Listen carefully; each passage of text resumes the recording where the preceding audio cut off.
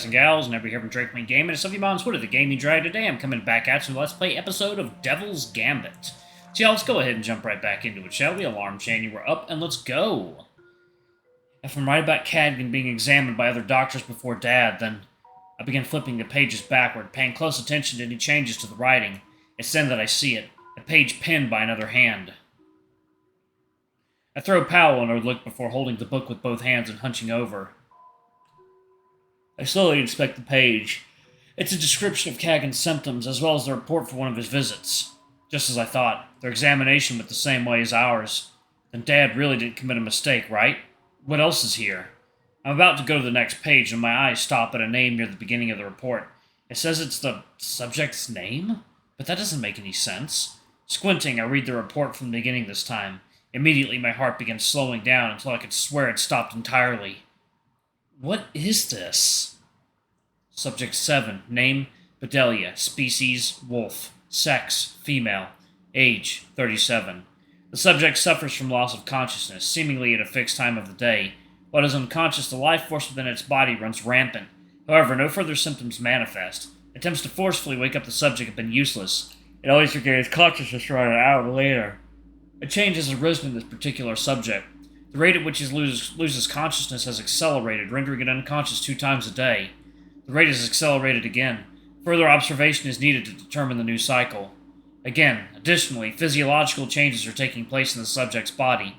Please consult its personal record for details. And then, written by a different hand, is this. The subject has expired. Autopsy not possible. I frantically start flipping through the book. Every few pages is another name, a familiar description of symptoms concluded with the same final note. But why is this here? Why is Dad's writing in this book too? What was he not telling me? And just as suddenly, I stop as I reach the profile of Subject 11. Subject 11. Cadgan. Wolf. 14. I repeat it under my breath. Yet it's so loud in my ears. It drowns out every other thought and sound. My whispers turn into a chorus, which then chants out, Subject 11, Cadgan, Wolf, 14. Cadgan? How do you say his name, y'all? Is it Cadgan or is it like Cadgan? I assume it's probably Cadgan. DG is usually J. I give the pillow a good couple of squeezes before laying it on the bed. After one final glance at the room, I nod and walk up to the window. It's a sunny day today, and only a few wolves walk the road outside. It couldn't be a better time to bring Eirnin in. I stop to look at my reflection in the glass. It looks terrible compared to the beautiful day outside. I barely got a wink of sleep last night.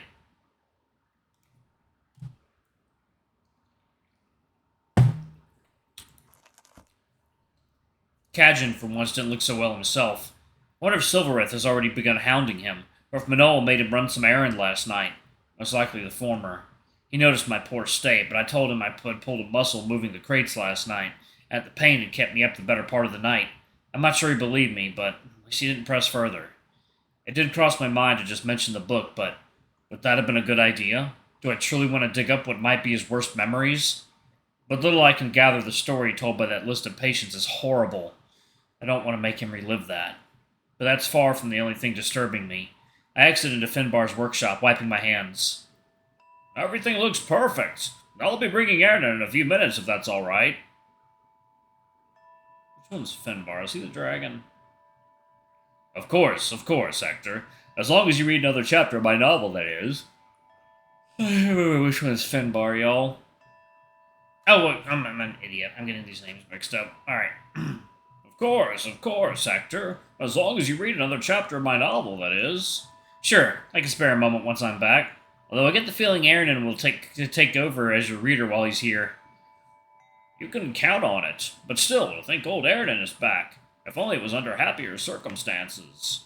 Are you two friends? No, but for most of my life he was always at the shrine, you know. He was sort of like a neighbor.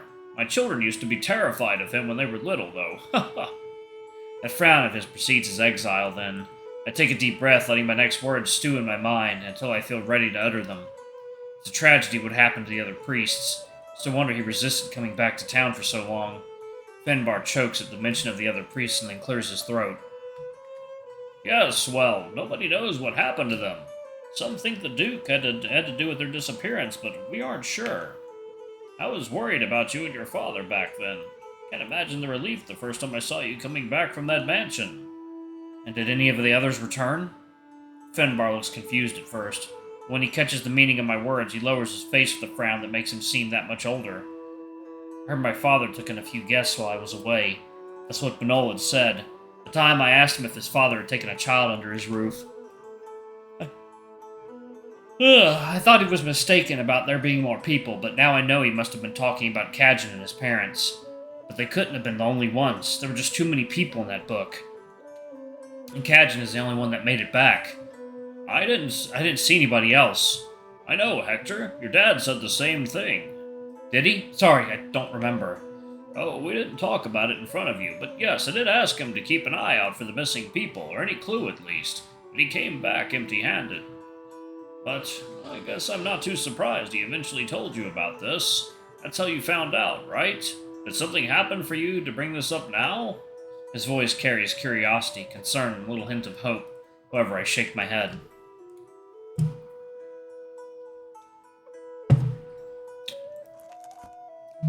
No, I was just thinking out loud. I'm sorry for mentioning something so unpleasant. I'll go get Eirnin now. The bell ringing as I open the door drowns out his words, but I don't look back. I cross my arms and glare at the ground as I walk towards the hospital. I feel wrong, as though there's something perverse slithering inside my veins, running circles in my body. Dad said the same thing. I didn't see anybody but Khajiit at the mansion, sure. Though I never had access to Leopoldno's laboratory, I seriously doubt they were keeping dozens of wolves captive there. But he must have seen that book, right? Leopoldno must have given it to him the day we arrived, I'm sure of it. That must have been where he learned about Khajiit's condition. Why didn't he tell Finbar about the people mentioned there? What else was he hiding from him? And me? What were we really doing in that mansion? Why did all those people die? Where did their bodies end up, and why was an autopsy not possible? Let's be rational, Hector. Perhaps Leopoldno caught wind of a rare disease and quarantined the infected in his mansion. But then why all the secrecy? Why did he not tell it to the townspeople? Besides, no one ever mentioned an outbreak of some disease here. That's not something people forget that easily. A blonde would know. As I arrive at the hospital, I try to calm my breath and the shaking in my hands. Keep it together, Hector. At least until Eirnin is relocated. I enter the reception to be met with the most unexpected view. All the other doctors, nurses, all my coworkers silently waiting there. Some of them are sitting down, but mostly leaning against a wall, looking towards the main ward every once in a while. Paolo looks at me and then points at the door. I swallow saliva and step by step get closer to it. The doorknob feels so cold as I grip it. I worry it might leave a cut across my hand. The main ward is empty except for Eirnin's bed. There he is, sitting on his bed, both hands on his lap, but he's not alone. Oh yeah, I had a feeling. The priest notices me approaching, and so does his visitor. Ah, speaking of the devil, Hector, yes? Please, close the door behind you. Hector, this is Father Silvereth. Introduce yourself if you know what's good for you. Ha ha ha, please, Elder. No need to scare the little thing. The dragon stands up and in a second closes the distance between us. He takes my hand in a firm handshake, smiling reassuringly, ominously. I am Father Silvereth. I believe you were there while I was burning the haze leaf. It's a pleasure to finally make your acquaintance. I'm Hector of Oblin. I'm a doctor. The dragon nods and lets go of my hand. I can't help but take a step back. Were you two talking about me? Yes, you came up among many other topics. Well now, Elder, it's been a fruitful conversation, but now I'd like to see the shrine. Your shrine.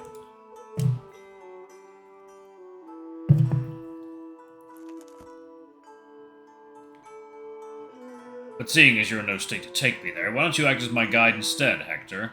I'm here for Eirnin, actually. I was supposed to be moved somewhere else today. I don't intend to take that much of your time. As I said, I only need somebody to show me the way to the forest shrine. The head doctor will understand. He's a reasonable man. Reasonable enough to know better than to do anything that can interfere with his investigation. I see guidance in Eirnin's face, but he just remains silent, looking tense. In the end, I nod, and the dragon clasps his hands, making me jump. Excellent. Let us be on our way. As we leave the hospital and walk into the forest, Silvereth hums a song behind me. Constantly hearing his voice keeps me on edge. Then it stops, and so do his footsteps. I turn around to see him looking up at a tree, his claws softly caressing its bark. A most peculiar town, don't you think? I suppose, what with the valley, the legends, and all that. The dragon hums, squinting at the tree. I follow his gaze, trying to tell what grabbed his attention. It looks like any other tree in this forest to me. Then, his attention turns to me. I try to behave as usual as he seizes me up, but I can't help breaking eye contact. With a mysterious smile, Silvereth lowers his hand. Let's continue. All right. This time he catches up to me. His gaze feels heavy on my shoulders. By the way, I apologize for the rushed introduction earlier. I am Father Silvereth, proud member of the Order of the Red Sun. The Order of... What? Are you not an Inquisitor? Have you seen an Inquisitor, son? They usually sport armor and a worthy sword, but the Inquisition and my order do work closely, yes. What's the difference? Our order is composed of humble priests, dedicated to understanding the world and concerned with making sure all is well in nature. We are men and women of God. The Inquisition, meanwhile, they are... He pauses and measures his words with the slightest grin on his lips. They describe themselves as decisive, bold, utterly uncompromising, problem solvers through and through. They are always so busy with all their campaigns, trials, and prisoners. So busy, in fact, they sometimes invite us to come and take a look at things when they can't do so themselves. His smile, along with his eyes, grows sharper. The people of Renai are lucky. Had it not been available and willing, there'd be heads flying by now. But worry not, as long as I am successful, it won't come to that. I always carry out my duties. Why did I have to ask? God, don't let him see you're nervous. He'll tear you apart in seconds. In any case, a blonde. I've passed through here. Small, beautiful village. It's a shame the misfortune that has befallen it. But I do wonder, how does a badger from so far away wind up here, becoming friends with a priest and his apprentice to boot? It must be a fascinating story. Your story must be fascinating too. Ha, not at all. I'm but a humble islander, born and raised in a small port where ships would stop and resupply on their voyages. Alright, I'm gonna go ahead and pause it right there. Thank y'all so much for watching. Don't forget to like, comment, subscribe, and that notification bell, and check out our Patreon or YouTube memberships if you can. It always helps. But anyway, I love you all, and I'll see y'all in the next video. Bye-bye!